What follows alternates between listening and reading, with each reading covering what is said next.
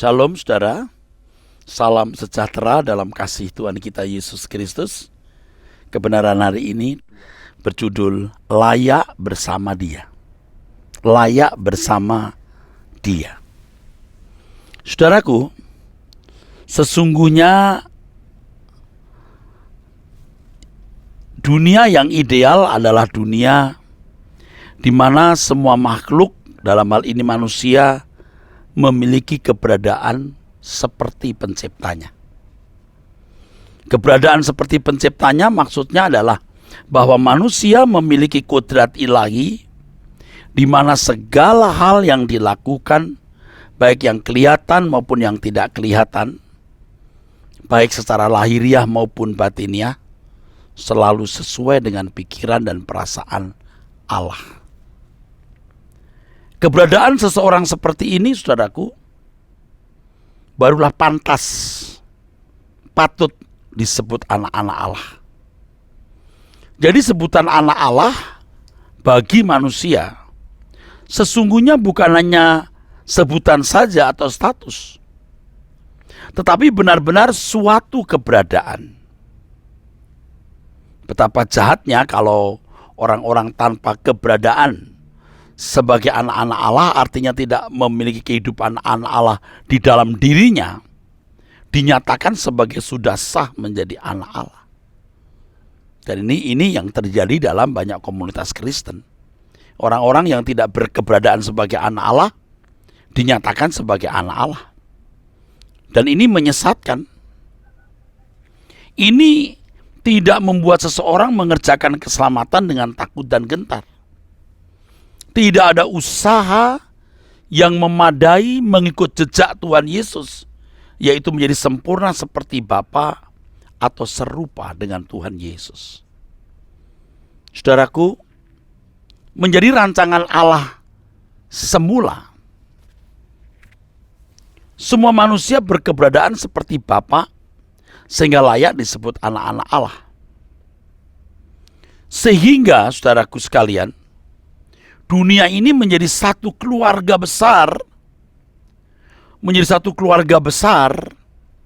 yang memiliki satu Bapa dan satu Tuhan sebagai Raja.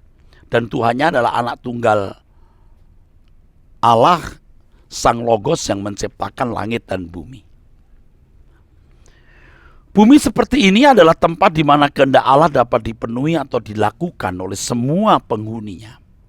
Ya, kalau semua penghuninya segambar dan serupa dengan Allah, menjadi keluarga besar.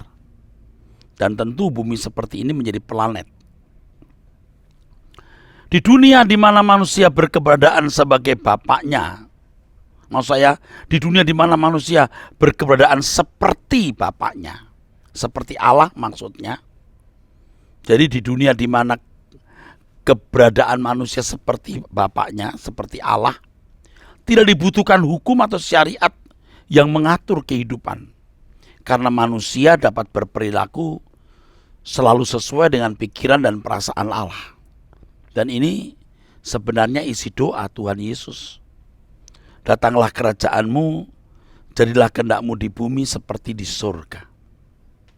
Dan dunia seperti ini adalah dunia di mana Allah dipermuliakan secara benar, atau Allah dipermuliakan sebagaimana mestinya.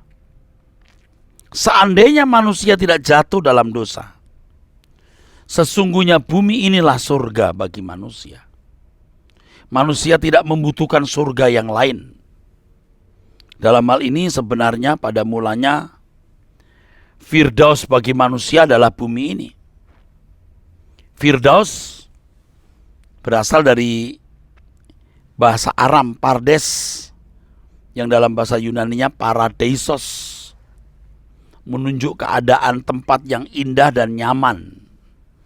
Kata Pardes dan paradeisos memiliki pengertian yang sama, yaitu taman, garden, park.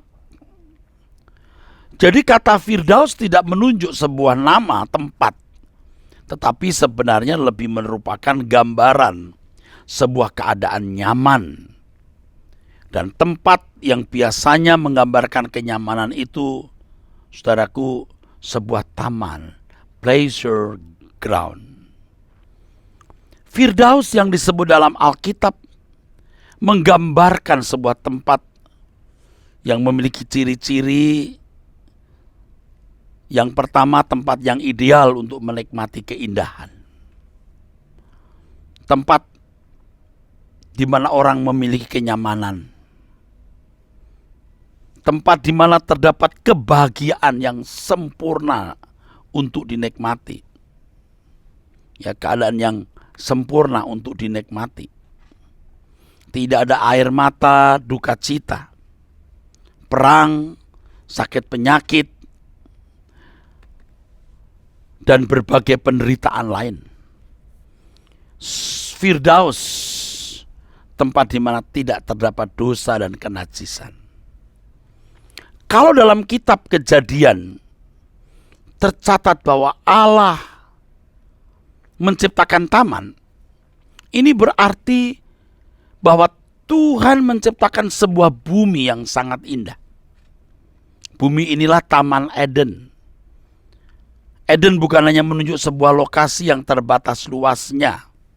Dalam hal ini, hendaknya asumsi kita tidak pada sebuah tempat yang dipagari oleh tembok. Di dalamnya terdapat pepohonan yang buahnya enak dimakan, bunga-bunganya bermekaran, dan jalan setapak pun sudah dibuat seperti layaknya taman-taman bunga yang dapat kita saksikan sekarang. Tetapi yang benar, Taman Eden adalah bumi ini yang pada waktu penciptaan belum dikelola manusia. Jadi masih mentah. Sesungguhnya Eden menyangkut wilayah yang luas, yaitu bumi ini. Jadi kalau dikatakan bahwa Allah membuat taman, ya, atau sebuah taman di sebelah timur, ini artinya di sebelah timur tanah perjanjian di sekitar Efrat dan Tigris. Di sana Tuhan mempersiapkan sebuah tempat untuk bisa dihuni oleh manusia pertama. Jadi di sekitar tempat itulah Allah menempatkan Adam dan Hawa. Saudaraku sekalian, ketika manusia jatuh dalam dosa, Alkitab menulis taman itu dijaga oleh dua malaikat, dua kerub, agar manusia tidak dapat masuk ke dalamnya. Ini bukan berarti ada sebidang taman yang dijaga kerub dengan pedang bernyala-nyala secara harafiah. Hendaknya Eden tidak dibayangkan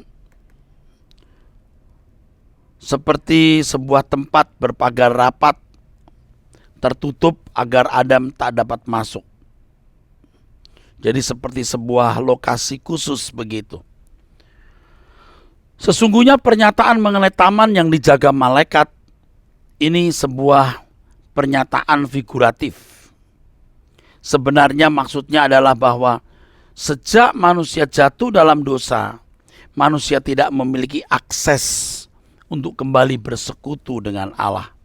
Karena keadaan manusia yang telah kurang dari kemuliaan Allah, atau dalam terjemahan kita kehilangan kemuliaan Allah, tidak layak bergaul dengan Allah, atau tidak mampu membangun hubungan yang harmoni, yang ideal dengan Allah. Hubungan manusia dengan Allah putus. Keselamatan diadakan agar manusia diubah. Manusia diubah untuk bisa berkeadaan layak bersekutu dengan Allah, memiliki karakter yang kudus seperti Allah kudus, sehingga bisa memiliki hubungan yang harmoni dengan Dia. Keselamatan dalam Yesus Kristus membawa kita kepada kesucian yang sesungguhnya. Sola Gracia.